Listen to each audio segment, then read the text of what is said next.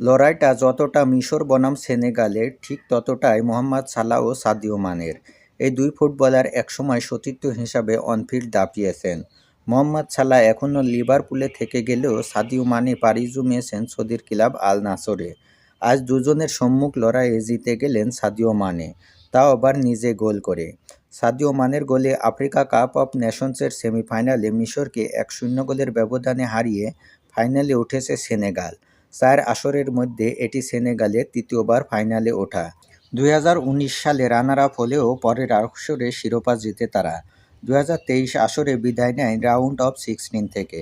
১৮ই জানুয়ারি তাদের শিরোপা সংখ্যা ২-এ বাড়ানোর লড়াই।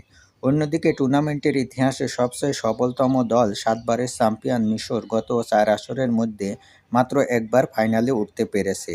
আর সেই একবারও ২০২১ সালে শিরোপা জেতা হয়নি তাদের। শেষ ট্রফিটা তারা জিতেছিল ২০১০ সালে। মরক্কোর টাঙ্গিয়েরে প্রথমার্ধে কোনো গোলের দেখা মেলেনি।